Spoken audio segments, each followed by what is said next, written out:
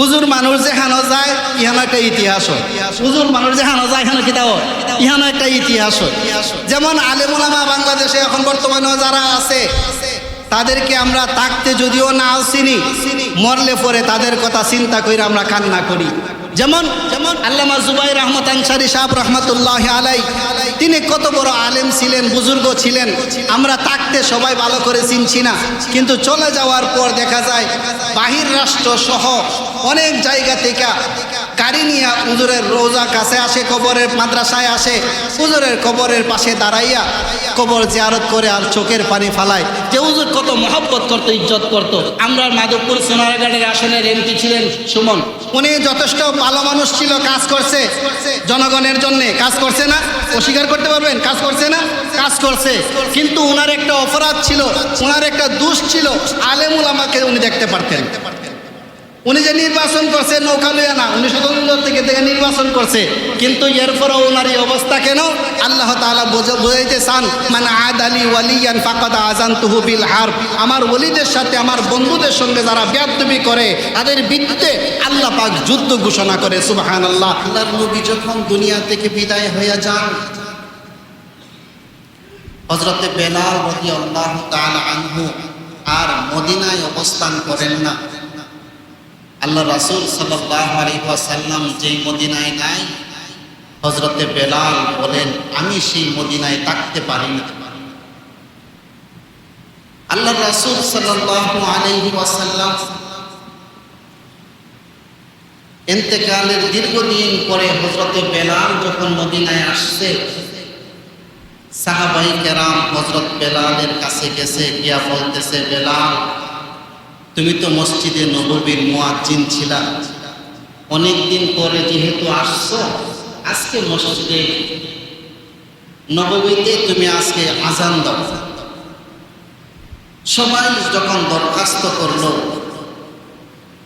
হযরতে বেলালের কথা একটাই যে আমি যদি মসজিদের নববীতে আজান দেই আর ওই আজানের ইমামতি করতেন রাসূল সাল্লাল্লাহু আলাইহি ওয়াসাল্লাম, কিন্তু রাসূল তো দুনিয়াতে নাই, আমি আজান দিলে নামাজ কে পড়াবে, এটা আমি সহ্য করতে পারব। সর্বশেষ যখন হযরতে হুসাইন রাদিয়াল্লাহু তাআলা আনহু বললেন, বেলাল অনেক দিন হয় তোমার আজান শুনি না, আজকে যেহেতু আসছো তুমি আজানটা দাও।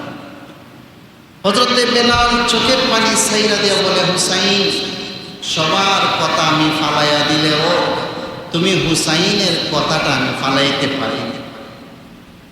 ইতিহাসের পাতায় লেখা হয়, হযরতে বেলাল যখন মসজিদের মিনারায় আল্লাহু আকবারের আওয়াজ দিয়েছিলেন, মদিনার গলিতে গলিতে কোনো মানুষ আর ঘরে বসা ছিল না। হযরতে বেলালের আওয়াজ শুনে সবাই চিৎকার করে কান্না করা শুরু করে দিয়েছে যে হযরত বেলাল যেহেতু আজকে আজান দিতেছে, মনে হয় আজকে রাসূল করিম নামাজের ইমামতি করবে। হযরত বেলাল রাদিয়াল্লাহু তাআলা আনহুকে এমন মর্যাদা আল্লাহ তাআলা দিয়েছেন, এর একমাত্র কারণ হলো হযরতে বেলালের ঈমানের পাওয়ারের কারণে আল্লাহ তাআলা হযরতে বেলালকে মর্যাদা দিয়েছেন। রাসূল করিম সাল্লাল্লাহু আলাইহি ওয়াসাল্লামের হাতে গড়া এমন সাহাবায়ে কেরাম, এমন মর্যাদা তারা লাভ করছে, স্বয়ং আল্লাহ তাআলা তাদেরকে সালাম জানাইছেন। সাহাবায়ে কেরামদেরকে আল্লাহ তাআলা সালাম জানাইছেন। হযরতে আবু বকর সিদ্দিক রাদিয়াল্লাহু তাআলা আনহুর বেলায় বলা হয়, হযরতে আবু বকর সিদ্দিক রাদিয়াল্লাহু তাআলা আনহু আল্লাহর রাসূলের বন্ধু মানুষ ছিলেন, কিন্তু ইসলাম ধর্ম গ্রহণ করার পরে আল্লাহ রাসূল সাল্লাল্লাহু আলাইহি ওয়াসাল্লাম হযরত আবু বকর সিদ্দিককে যখন কালিমার দাওয়াত দিলেন, হযরত আবু বকর সিদ্দিক সাথে সাথে কোনো উত্তর না দিয়ে, কোনো প্রশ্ন না কইরা সাথে সাথে কালিমা পড়ে মুসলমান হলেন। এবং তিনি এটা বলেন, ইয়া রাসূলুল্লাহ আমি জানতাম যে আপনি নবী হবেন, কেননা দুনিয়াতে এমন কোনো মানুষ নাই যার চরিত্র আপনার সাথে মিলে। আপনার এমন উত্তম চরিত্র দেখে আমি আগে থেকেই জানতাম এবং বুঝতাম যে আল্লাহ তাআলা আপনাকে বড় একটা দায়িত্ব আল্লাহ তাআলা আপনাকে দিবেন। যেমন আল্লাহ রাব্বুল আলামিন আল্লাহ রাসূল সাল্লাল্লাহু আলাইহি সাল্লামকে নবুয়ত দান করেছেন, শেষ রাসূল হিসাবে দুনিয়াতে পাঠাইছেন, খাতামুন নাবিয়্যিন হিসাবে দুনিয়াতে পাঠাইছেন। রাসূল করিম সাল্লাল্লাহু আলাইহি ওয়াসাল্লামের হাতে গড়া সাহাবাই কেরাম রাদিয়াল্লাহু তাআলা আলাইহিম আজমাইন, তাদের মান মর্যাদা আল্লাহ তাআলা এত বাড়াইয়া দিয়েছেন, তাদের ব্যাপারে আল্লাহ তাআলা কোরআনে কারিমের আয়াত নাজিল করে বলেন, রাদিয়াল্লাহু আনহুম ওয়া রাদু আন, সাহাবাই কেরাম আমি আল্লাহর প্রতি রাজি আর আমিও সাহাবাই কেরামের প্রতি রাজি। সুবহানাল্লাহ। তো বলতেছিলাম ভাই দোস্ত বুজুর্গ, আমি আপনাদের সম্মুখে সূরা আহজাবের 61 নম্বর আয়াতে কারিমা তিলাওয়াত করেছি। আয়াতেরকে সামনে নিয়ে রাসূল করিম সাল্লাল্লাহু আলাইহি সাল্লামের একখানা হাদিস সামনে নিয়ে কয়েকটা কথা বলবো। আল্লাহ তাআলা আমাদের সবাইকে বোঝার ও আমল করার তৌফিক দান করুক, সকলে বলে আমিন। সূরাটার নাম হলো সূরা আহজাব, 22 নম্বর পারায় সূরাটার নাম হলো সূরা আহজাব। সূরা আহজাবের মধ্যে 61 নম্বর আয়াত খানা আমি তেলাওয়াত করেছি। কত নম্বর? 61। কত নম্বর? 61 নম্বর আয়াত তেলাওয়াত করেছি। এই আয়াতখান নাজিল হয়েছিল মক্কা বিজয়ের দিন, যেদিন আল্লাহ রাসূল সাল্লাল্লাহু আলাইহি সাল্লাম মক্কা বিজয় করেন, ওই দিন আয়াতখান নাজিল হয়েছিল। তো কোন আয়াতের ব্যাপারে একটা ঘটনা থাকে, শানে নুজুল বলা হয়। যে ঘটনাটাকে, এই আয়াতের একটা শানে নুজুল আছে, ঘটনা আছে। ওই ঘটনাটা আমরা যদি শুনি এবং বুঝি, তাহলে আয়াতের তরজমা, আয়াতের তফসির বোঝা আমাদের জন্য সহজ হবে।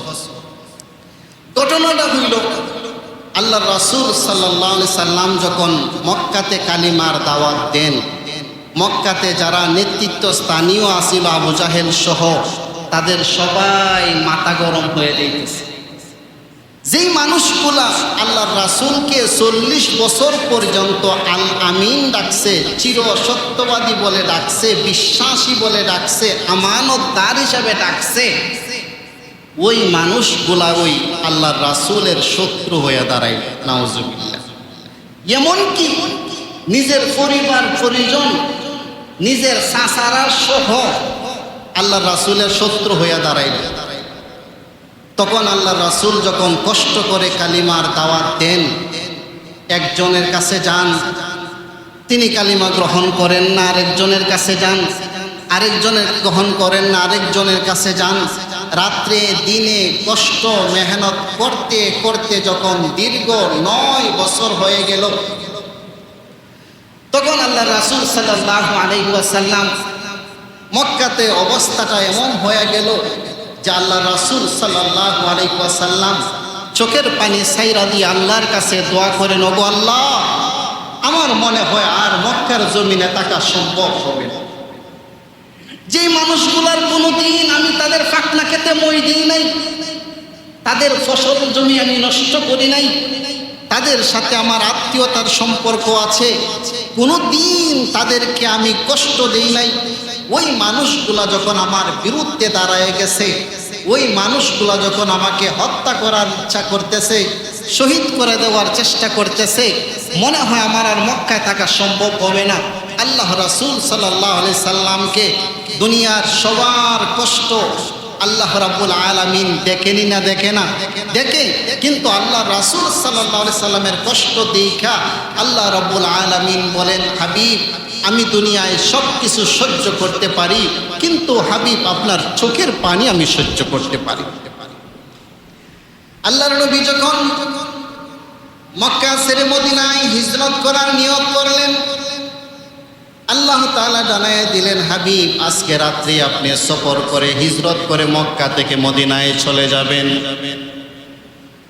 গভীর রজনীতে হযরত আবু বকর সিদ্দিকের বাড়িতে গিয়া আবু বকর সিদ্দিকের দরওয়াজায় দাঁড়াইয়া রাসূল আকরাম সাল্লাল্লাহু আলাইহি সাল্লাম আবু বকরকে একটা ডাক দিছেন আস্তে করে। দরজায় গিয়া ডাক দিয়া বলেন, আবু বকর। ভিতর থেকে আওয়াজ আসলো, লাব্বাইক ইয়া রাসূলুল্লাহ। জোরে বলেন সুবহানাল্লাহ। আল্লাহর হাবিব বলেন, আবু বকর, আজ থেকে 6 মাস আগে তোমাকে হিজরতের কথা বলেছিলাম, কিন্তু গভীর রজনীতে তোমার দরজায় আয়েশা ডাক দেওয়ার সাথে সাথে তুমি দরজাটা কেমনে খুললা? আবু বকর চোখের পানি ছাইরা দিয়া বলে, ইয়া রাসূলুল্লাহ, আজ থেকে 6 মাস আগে আপনি হিজরতের কথা বলেছিলেন। 6 মাস ধরে আমি ঘরের দরওয়াজায় দাঁড়ায় তাকে বিছানায় পিঠ লাগাই না। কেননা আপনি যদি একটা ডাকের জায়গায় 2টা ডাক দেন, আপনার মনে যদি কষ্ট লাগে, আমার দুনিয়ার জীবন বরবাদ, আখিরাতও বরবাদ হয়ে যাবে। আমি সারা রাত দরজায় দাঁড়াইয়া অপেক্ষা করি কোন সময় আপনি আমাকে আবু বকর বলে ডাকটা দিবেন। হযরত আবু বকর সিদ্দিক রাদিয়াল্লাহু আনহুকে ডাক দিয়ে বলেন, ইয়া রাসূলুল্লাহ, আপনার সাথে হিজরত করার জন্য আমি আবু বকর প্রস্তুত। আল্লাহর রাসূল আবু বকরের অবস্থা দেখে এমন খুশি হয়েছে। আল্লাহর রাসূল বলেন, আবু বকর, তোমাকে বর্তমানে দেওয়ার মতন খুশি হইয়া কিচ্ছু আমার কাছে নাই, তবে একটা ওয়াদা তোমাকে দিলাম রে আবু বকর, তুমি আবু বকর ছাড়া আমি আল্লাহর তৈরি জান্নাতে প্রবেশ করব না। আল্লাহ তাআলা হযরত আবু বকর সিদ্দিক রাদিয়াল্লাহু তাআলা আনহুকে সঙ্গে নিয়ে যখন হিজরত করে মক্কা থেকে মদিনায় চলে গেলেন, 1 বছর 2 বছর মক্কাতে দীর্ঘদিন, মদিনাতে দীর্ঘদিন থাকার পরে তখন আল্লাহ রাব্বুল আলামিনের আদেশে যখন আবার মক্কা বিজয় হইল 10ম হিজরিতে, তখন আল্লাহ রাসূল সাল্লাল্লাহু আলাইহি ওয়াসাল্লাম সাহাবায়ে কেরাম সহ যখন মক্কার কাছাকাছি জায়গায় আসছে, তখন আল্লাহ রাসূল সাল্লাল্লাহু আলাইহি সাল্লাম সাহাবায়ে কেরামদেরকে সাথে নিয়ে, সঙ্গে নিয়ে, তখন রাসূল সাল্লাল্লাহু আলাইহি সাল্লাম যত সাহাবায়ে কেরাম ছিল সমস্ত সাহাবায়ে কেরামদেরকে উদ্দেশ্য করে বলেন, ও আমার সাহাবীরা, আমরা মক্কা থেকে চলে গিয়েছিলাম, আমরা আজকে মক্কায় প্রবেশ করতেছি। সাবধান, মক্কাতে প্রবেশ কইরা তোমরা কোনো ধরনের বিশৃঙ্খলা করবা না, কোনো ছোট মাসুম বাচ্চাদেরকে তোমরা মারবা না, তোমরা কোনো মহিলার গায়ে হাত তুলবা না, তোমরা যারা বৃদ্ধ তাদেরকে কোনো আঘাত করবা না, যারা নিজের ঘরের দরজায় লাইগা বসে থাকবে তাদের সঙ্গে কোনো যুদ্ধ বিগ্রহ করবা না। তখন আল্লাহ রাসূল সাল্লাল্লাহু আলাইহি ওয়াসাল্লাম মক্কার কাফের কুফফার সর্দার যারা ছিল তারা আল্লাহ রাসূল সাল্লাল্লাহু আলাইহি সাল্লামের কথা খবর যখন শুনল, তারা আল্লাহ রাসূল সাল্লাল্লাহু আলাইহি সাল্লামের কেউ কালিমা পড়ে মুসলমান হয়েছে, কেউ মক্কা সাইরা অন্যত্রে চলে গেছে। আল্লাহ রাসূল মক্কা বিজয় করছেন। আল্লাহ রাসূল কি করছেন? মক্কা বিজয় করছেন। কানায় কাবার চাবি আল্লাহ রাসূলকে দিত না, সেই কানায় কাবার চাবি এখন রাসূলের হাতে আসছে। মক্কা তখন বিজয় হয়েছে। মক্কাতে যারা আল্লাহ রাসূলরে কষ্ট দিছে তারা সবাই কাবা চত্বরে মসজিদে হারামের কাছে বসা। তখন আল্লাহ রাসূল সাল্লাল্লাহু আলাইহি ওয়াসাল্লাম কয়েকটা কথা ওই মজলিসের মধ্যে বলেছিলেন। ওই কয়েকটা কথা মজলিসের মধ্যে বলার সময় আল্লাহ রাসূল সাল্লাল্লাহু আলাইহি সাল্লাম কয়েকটা কথা বলছিলেন, যে কথাগুলো খুব কষ্টের কথা, যে কথাগুলো খুব হৃদয় বিদারক কথা। সাহাবাই কেরাম সহ মক্কার সর্দারেরা, মক্কার কাফেরেরা, মক্কার লিডাররা যারা ছিল তারা সবাই উপস্থিত। আল্লাহ রাসূল সাল্লাল্লাহু আলাইহি ওয়াসাল্লাম মক্কার চত্বরে দাঁড়াইয়া সাহাবাই কেরাম সহ মক্কার সমস্ত মানুষের সামনে আল্লাহ রাসূল একটা ভাষণ দিছিলেন। ভাষণটা হইল, ও মক্কার মানুষেরা, আমি কালিমার দাওয়াত দেওয়ার কারণে তোমরা আমাকে যেমন নির্যাতন করেছ, তায়েফের ময়দানে কালিমার দাওয়াত দিতে গিয়েছিলাম, কালিমার দাওয়াত দেওয়ার কারণে আমার শরীরে তোমরা বৃষ্টির মতন পাথর নিক্ষেপ করেছ। শরীরের এমন কোনো জায়গা নাই যেই জায়গাতে তোমাদের পাথরের আঘাত আমার পিঠে নাই। মক্কাতে যখন কালিমার দাওয়াত দেই তোমরা এমন নির্যাতন আমার সাহাবাই কেরামদেরকে করেছ। সাহাবাই কেরাম যখন মসজিদে আসতো নামাজ পড়তে, রাস্তায় পাইলে তাদেরকে তোমরা আঘাত করতা। আমি যখন নামাজে মসজিদে হারামের সামনে, কাবা শরীফের সামনে, আল্লাহর ঘরের সামনে নামাজ পড়তাম, আমি যখন নামাজের সেজদায় যাইতাম তখন তোমরা ফসা উঠাই না আমার মাথার উপরে রাখতা। কারে কইতেছে? মক্কার সর্দারদেরকে আল্লাহ রাসূল সাল্লাল্লাহু আলাইহি সাল্লাম বলতেছে, তোমরা এমন কোনো নির্যাতন নাই যে নির্যাতন তোমরা আমাকে করো নাই, তোমরা এমন কোনো অত্যাচার নাই যে অত্যাচার তোমরা আমাকে করো নাই। এমনকি আমার কলিজার টুকরা মেয়ে, আমার সন্তান হযরতে ফাতেমা রাদিয়াল্লাহু আনহা কেউ তোমরা নির্যাতন করেছো। আল্লাহ রাসূল সাল্লাল্লাহু আলাইহি ওয়াসাল্লাম কষ্টের কথাগুলো স্মরণ করায়া সাহাবায়ে কেরাম সহ মক্কার সর্দারদেরকে শুনাইতেছে যে তোমরা কেন নির্যাতনটা করছো। আমি তো কোনোদিন তোমাদের উপরে হাত তুলি নাই, আমি নামাজের সেজদায় গেছি, তোমরা ফসা উট আমার মাথায় কেমনে রাখলা। আমার একজন মহিলা সাহাবী ছিল হযরতে সুমাইয়া রাদিয়াল্লাহু তাআলা আনহা, যার বয়স ছিল 90 বছর। এই 90 বছরের বৃদ্ধা সুমাইয়া রাদিয়াল্লাহু আনহাকে তোমরা নির্মমভাবে শহীদ করে দিয়েছো। হযরতে সুমাইয়ার একদিক দিয়ে ডান হাত, একদিক দিয়ে বাম হাত, একদিক দিয়ে ডান পা আর একদিক দিয়ে বাম পাকে তোমরা পাই দিয়া শরীর থেকে সমস্ত কাপড়গুলো তোমরা তুইলা নিলা। হযরতে সুমাইয়াকে লজ্জাস্থানে নির্মমভাবে আঘাত করে তোমরা আমার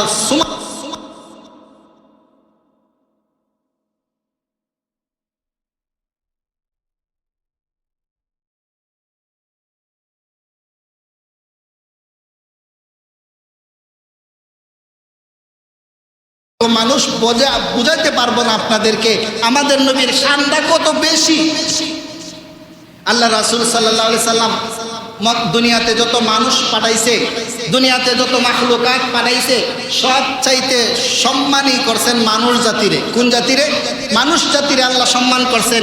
আল্লাহ তাআলা পবিত্র কোরআনের মধ্যে বলেন ওয়াত্তিন ওয়াজ্জাইতুন ওয়া তুরি সিনিন ওয়া হাযাল বালাদিল আমিন লাকাদ খালাকনাল ইনসানা ফি আহসানি তাকওয়িম। আমি আল্লাহ 4টা শপথ খায়া বলি, ওয়াত্তিন ওয়াজ্জাইতুন ওয়া তুরি সিনিন ওয়া হাযাল বালাদিল আমিন। 4টা জায়গার শপথ খায়া বলি, 4টা জিনিসের কসম খায়া বলি, লাকাদ খালাকনাল ইনসানা ফি আহসানি তাকওয়িম। আমি মানুষদেরকে অত্যন্ত সুন্দর করে বানাইছি। ও আর অন্য আয়াতের মধ্যে বলেন ওয়ালাকাদ কাররামনা বানি আদম। আমি বনি আদমকে শ্রেষ্ঠত্ব দান করেছি। অর্থাৎ মানুষকে আল্লাহ তাআলা কি দান করছেন? শ্রেষ্ঠত্ব বেশি দান করছেন। দুনিয়াতে যত মাখলুকাত আছে সবচাইতে দামি বেশি কার? সবচেয়ে দামি কার বেশি? মানুষের। সবচেয়ে দাম কার বেশি? মানুষের। মানুষের দাম আল্লাহ তাআলা বাড়ায় দিয়েছেন। তো মানুষের মধ্য থেকে আবার 2 প্রকার। এক প্রকার মানুষ হইছে ইমানদার, আর এক প্রকার মানুষ হইছে বেঈমান। বেঈমানের কোনো দাম নাই, ইমানদারের দাম। ইমানদারের মধ্য থেকে যারা একবারে আদনা ইমানদার, যারা একবারে আদনা ইমানদার, 0% ইমান আছে। কত%? ইমান একবারে 0% ইমান আছে। অর্থাৎ ইমানের খাতা খালি নামটা আছে, অর্থাৎ কলমাটা পড়তে পারে আর ঈদের নামাজটা পড়তে পারে। আছে না নাই? আছে না নাই? শুধু ঈদের নামাজ পড়ে এরকম মুসল্লি নাই? বহুত আছে যে খালি ঈদের নামাজটা পড়ে আর কোনো নামাজও জানা। তাহলে এদের আপনি বেঈমান কইতে পারবেন? এর আপনি বেঈমান কইতে পারবেন না? বেঈমান বলা যাবে না। তবে তাও ইমানদার। ইমানের পার্সেন্টেজ কত? কয়েকবারে 0-র কাছাকাছি, 0-র কাছাকাছি। তো তারও দাম মর্যাদা আছে। কিন্তু তার থেকে যারা একটু মুসল্লি 5 ওয়াক্ত নামাজ ঠিক মতো পড়ে তাদের মান মর্যাদা আরও বেশি। তাদের মধ্য থেকে যারা মুত্তাকি তাদের মান মর্যাদা আরও বেশি। তাদের মধ্য থেকে যারা আলেম হাফেজ তাদের মান মর্যাদা আরও বেশি। তাদের মধ্য থেকে যারা মুস্তাহিদ সরাসরি কোরআনে কারিম থেকে মাসালা ইস্তেমবাদ করতে পারে তাদের মান মর্যাদা আরও বেশি। তাদের মধ্য থেকে যারা তাবিঈন অর্থাৎ তাবিঈনদেরকে দেখছে তাদের মান মর্যাদা আরও বেশি। তাদের মধ্য থেকে যারা তাবিঈদের মান মর্যাদা আরও বেশি। তাবিঈদের মধ্য থেকে যারা মাযহাবের ইমাম, মাযহাবের 4 ইমাম তাদের মান মর্যাদা আরও বেশি। তাদের মধ্য থেকে সমস্ত তাবিঈন সমস্ত ইমামদের থেকে আদনা একজন সাহাবীর মান মর্যাদা বেশি। যারা একবার শুধু রাসূল করিম সাল্লাল্লাহু আলাইহি সাল্লামকে এক নজর দেখছে তাদের মান মর্যাদা আরও বেশি। ওই সাহাবাই কেরাম থেকে সোয়া লক্ষ সাহাবাই কেরামদের পক্ষ থেকে মক্কা বিজয়ের সময় যারা 10,000 সাহাবাই কেরাম উপস্থিত ছিল তাদের মান মর্যাদা আরও বেশি। 10,000-এর মধ্য থেকে হুদায়বিয়ার সন্ধিতে 1,500 সাহাবাই কেরাম উপস্থিত আছিল। ওই 1,500 সাহাবাই কেরামের মান মর্যাদা আরও বেশি। ওই 1,500-এর মধ্যে বদরের যুদ্ধে অংশগ্রহণ করেছিল 313 জন। 313 জন সাহাবায়ে কেরামের মান মর্যাদা আরো বেশি। 313 জনের মধ্য থেকে আশারা মুবাশারা 10 জনকে আল্লাহ জান্নাতের সুসংবাদ দান করছেন, সার্টিফিকেট দিয়েছেন। তো এই 10 জনের মান মর্যাদা আরো বেশি। 10 জনের মধ্য থেকে খুলাফায়ে রাশিদিন 4 জন সাহাবায়ে কেরাম, হযরতে আবু বকর সিদ্দিক, হযরতে উমর, হযরতে আলী, হযরতে উসমান, হযরতে রাদিয়াল্লাহু তাআলা আলাইহিম আজমাইন, তাদের মান মর্যাদা আরো বেশি। ওই 60 জনের মধ্য থেকে শাইখাইন হযরত আবু বকর সিদ্দিক, হযরতে উমর রাদিয়াল্লাহু তাআলা আনহুর মান মর্যাদা আরো বেশি। হযরত আবু বকর সিদ্দিক আর হযরত উমরের মধ্য থেকে আবু বকরের মান মর্যাদা আরো বেশি। হযরত আবু বকর থেকে নিয়া হযরতে আদম থেকে নিয়া হযরত ঈসা নবীর পর্যন্ত তাদের মান মর্যাদা আরো বেশি। হযরত সমস্ত নবী পয়গম্বরদের পক্ষ থেকে সমস্ত নবীগণদের চেয়ে লাখেরও বেশি নবীগণের চাইতে আমাদের নবীর মান মর্যাদা আরো বেশি। আল্লাহ রাব্বুল আলামিন এক কথাই হলো সমস্ত মাখলুকাতের উপরে একমাত্র আল্লাহর নিচে, একমাত্র আল্লাহর নিচে। না আল্লাহর সমান? আল্লাহর সমান কখন যাইব? আল্লাহর সমান বলা যাইব না, একমাত্র আল্লাহ তাআলার নিচে সমস্ত মাখলুকাতের উপরে। তো আয়াতের মর্মার্থ হইল নবীগণকে ইজ্জত করতে হবে, নবীগণদেরকে মহব্বত করতে হবে। নবীগণদেরকে ইজ্জত করলে, নবীদেরকে সম্মান করলে আল্লাহ রাব্বুল আলামিন দুনিয়াতেও সফলতা দান করে, আখিরাতেও সফলতা দান করে। আর নবীগণদের সাথে বেয়াদবি করলে আল্লাহ তাআলা দুনিয়াতেও লাঞ্ছনা দেয়, আখিরাতেও কি দেয়? লাঞ্ছনা দেয়। দুইটা কথা বলে শেষ করে দিব। আল্লাহর এক পয়গম্বর ছিল হযরতে ইউসুফ আলাইহিস সালাম, মনে আছে না আপনাদের? ইউসুফ আলাইহিস সালাম দেখতে খুব সুন্দর ছিল, দেখতে খুব সুন্দর ছিল। সমস্ত নবীদের মধ্য থেকে সবচাইতে বেশি সুন্দর ছিল হযরত ইউসুফ আলাইহিস সালামের সিরাত আছে 2 নম্বর। 1 নম্বর আমাদের নবী, 2 নম্বর হলো হযরতে ইউসুফ আলাইহিস সালাম। ইউসুফ আলাইহিস সালামরে যখন নারী কেলেঙ্কারির মামলা দিয়া জুলেখায় মামলা সাজাইয়া জেলখানাতে দিল, জেলখানাতে দেওয়ার পরে হুজুর মানুষ যেখানে যায় ইহানো একটা ইতিহাস হয়। হুজুর মানুষ যেখানে যায় এখানে কি দাও? ইহানো একটা ইতিহাস হয়। যেমন আলেম ওলামা বাংলাদেশে এখন বর্তমানে যারা আছে তাদেরকে আমরা থাকতে যদিও না চিনি, মরলে পরে তাদের কথা চিন্তা করে আমরা কান্না করি। যেমন আল্লামা জুবাইর আহমদ আনসারী সাহেব রহমতুল্লাহ আলাই, তিনি কত বড় আলেম ছিলেন, বুজুর্গ ছিলেন।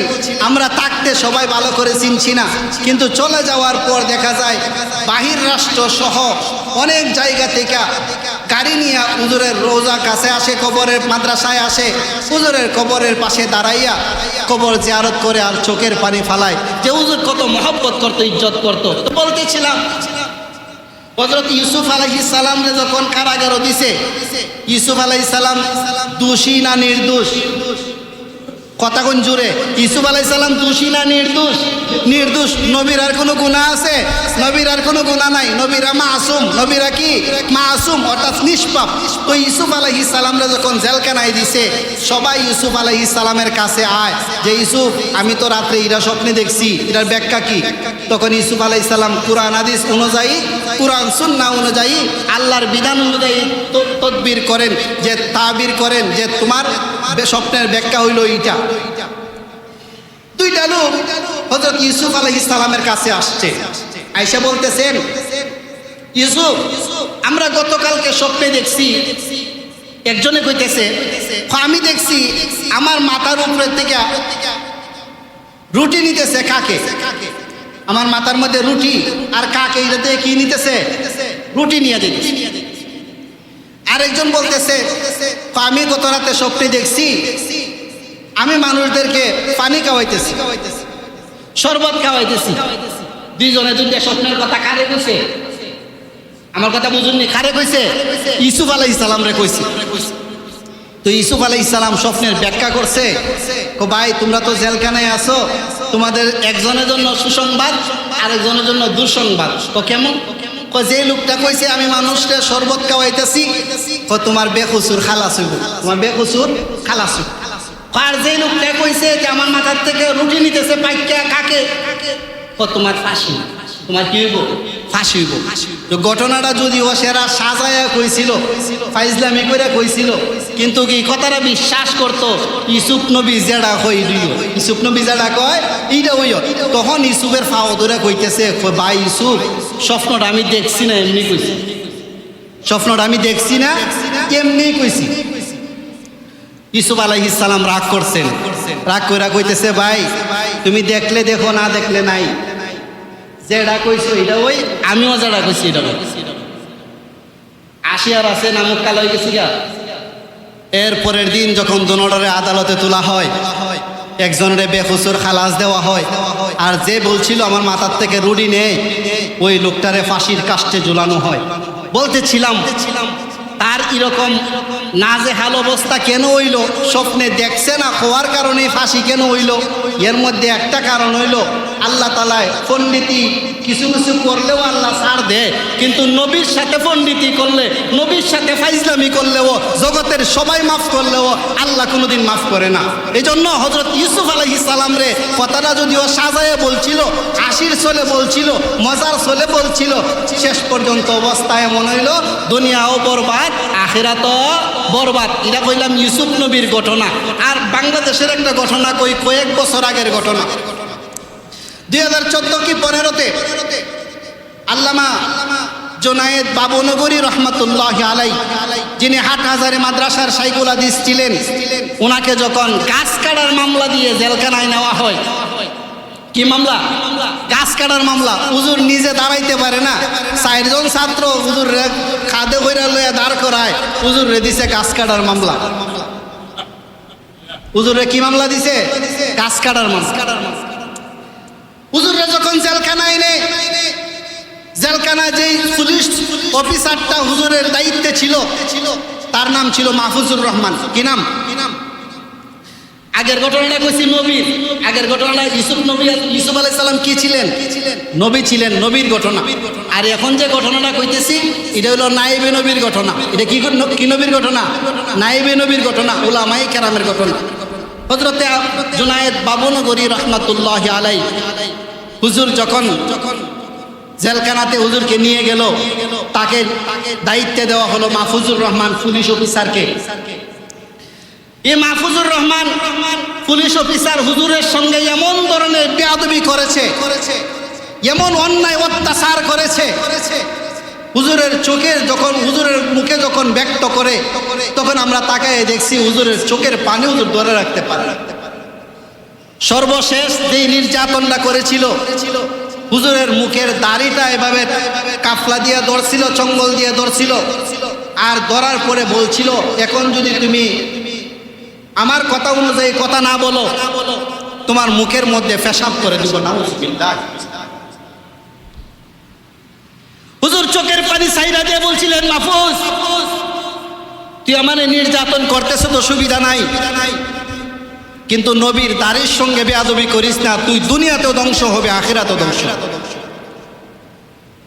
হুজুরের কথাটা এমন ভাবে ফলছে, ও মাহফুজুর রহমানের ডিউটি শেষ করে যখন বাসাত গেছে, বাসাতে যাওয়ার পরে তার মেয়ের নাম ছিল ঐশী। এই মাহফুজুর রহমানকে এবং মাহফুজুর রহমানের স্ত্রীকে একটা দাও নিয়ে 14টা টুম দিছে। মাহফুজরে দিছে 7টা টুম, মাহফুজের বয়রে দিছে 7টা টুম। আল্লাহ রাব্বুল আলামিন বুঝাইতে চান, আমার নবীর সঙ্গে ফাইজলামি করলে আমি যেমন তাদেরকে ধরি, নাইবে নবী ওয়ারাসাতুল আম্বিয়া হক্কানি উলামায়ে কেরামের সাথে যদি কেউ বেয়াদবি করে তাদেরকেও আমি ধরি।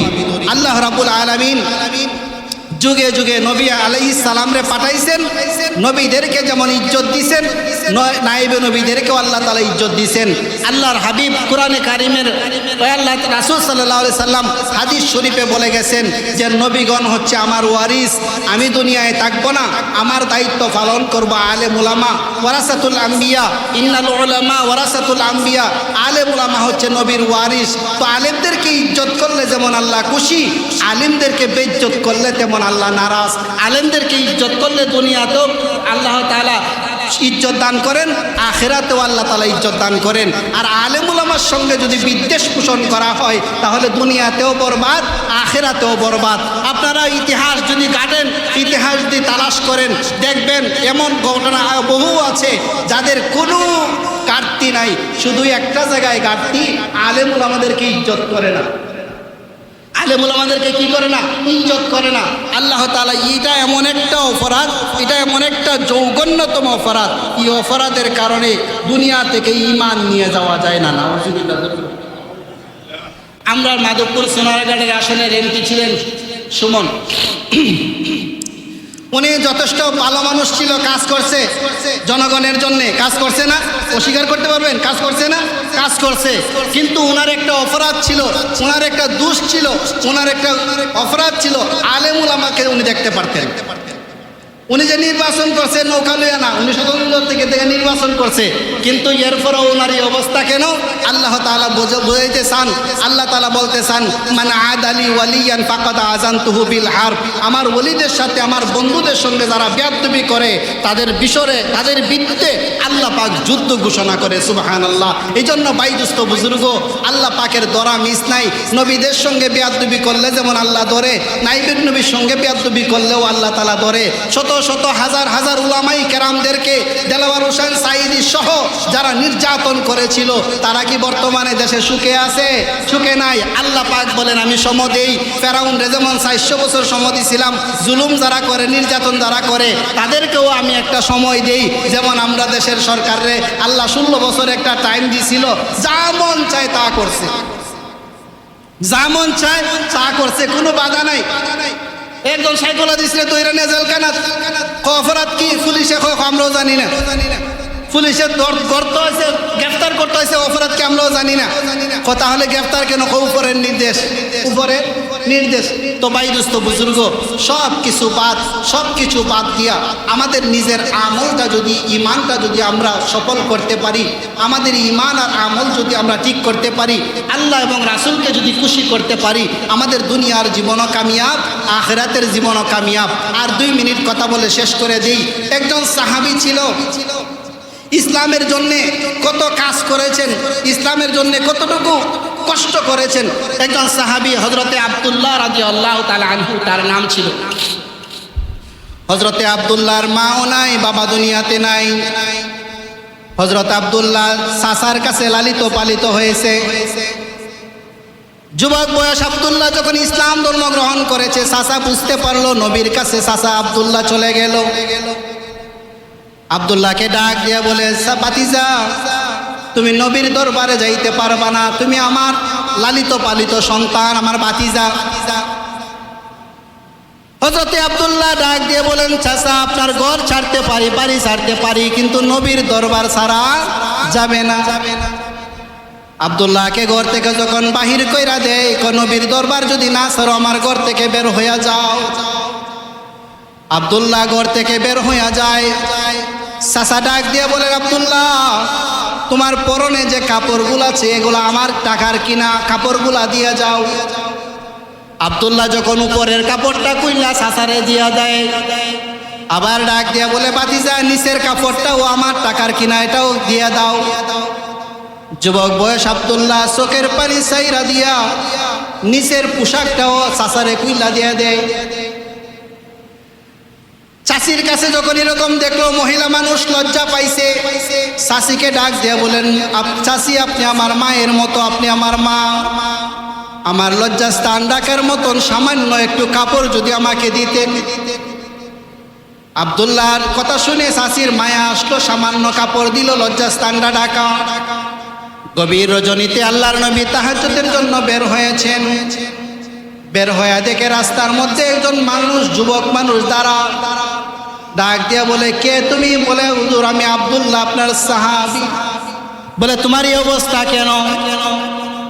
বলে, ইয়া রাসূলুল্লাহ, ইসলাম ধর্ম গ্রহণ করার কারণে, আপনার কাছে আসার কারণে চাচা ঘর থেকে বাহির কইরা দিল। চাচার দেওয়া পোশাক গায়ে ছিল, চাচা কইলা নিয়ে গেল। আল্লাহর হাবিব আব্দুল্লাহর শরীরে হাত দিয়া দেখে শরীরে প্রচন্ড জ্বর উঠে গেছে, তাপ। আল্লাহর নবী সাহাবায়ে কেরামদেরকে সাথে নিয়ে আব্দুল্লাহকে কাছে আনলেন। আল্লাহ রাসূল সাল্লাল্লাহু আলাইহি সাল্লাম সাহাবায়ে কেরামদের সামনে আব্দুল্লাহকে আল্লাহ রাসূলের রানে শোয়াইয়া দিলেন। আল্লাহর নবী নিচে বইলেন আর রানের মধ্যে আব্দুল্লাহর মাথা রাখলেন। আল্লাহর নবী চোখের পানি ফালায় আর কালিমা পড়তেছে, ওই সুবাদেই কালিমা পড়তে পড়তে আব্দুল্লাহ দুনিয়া থেকে বিদায় হয়ে যায়। সাহাবাই কেরামদেরকে আল্লাহ রাসূল সাহাবাই কেরামদেরকে বলেন, ও আমার সাহাবীরা, আব্দুল্লাহর লাশটা দাফন করতে হবে, আমি বাড়ি থেকে আসতেছি, তোমরা কবর খনন করো। আল্লাহর হাবিব রাসূল করিম ঘর থেকে গিয়া আল্লাহ রাসূলের পরিধানকৃত একটা জামা আনলেন। আব্দুল্লাহর লাশ গোসল দেওয়া হলো, আব্দুল্লাহকে রাসূলের জামাটা পরাইয়া দেওয়া হলো। আল্লাহর নবী ডাক দিয়ে বলেন, ও সাহাবীরা, আব্দুল্লাহর কবরের মধ্যে কেউ নামবা না। আল্লাহর নবী নিজে কবরের মধ্যে নামলেন। কবরের মধ্যে নামার পরে আব্দুল্লাহর লাশটা আল্লাহর রাসূল হাতে নিলেন। আব্দুল্লাহর লাশটা আল্লাহর নবী হাতে নিয়ে চোখের পানি ছাড়া দিয়ে আল্লাহকে ডাক দিলেন, ও আসমানের মালিক, এই আব্দুল্লাহ আমার জন্য দুনিয়া বিসর্জন দিয়েছে, এমনকি গায়ের পোশাক পর্যন্ত রাখতে পারে নাই, চাচা নিয়ে গেছে। আমি আব্দুল্লাহর প্রতি রাজি আর খুশি, আপনিও সেই আব্দুল্লাহর প্রতি রাজি আর খুশি হইয়া যান। তখন আল্লাহ রাব্বুল আলামিন যখন হযরত রাসূল করিম আব্দুল্লাহকে যখন দাফন করেন, শত শত হাজার সাহাবাই কেরাম যারা উপস্থিত ছিল সবাই চোখে পানি, আর সবাই একটা কথাই বলে, আব্দুল্লাহ, এই লাশটা যদি তুই না হয়ে আমি হইতাম, আমার জীবনটা ধন্য ছিল। সুবহানাল্লাহ। এই জন্য ভাই দোস্ত বুজুর্গ, ইসলামের জন্য আমরা যে যতটুকু কাজ করব, আল্লাহ তাআলা আমাদেরকে দুনিয়া আখিরাতে ফায়দা দিবেন।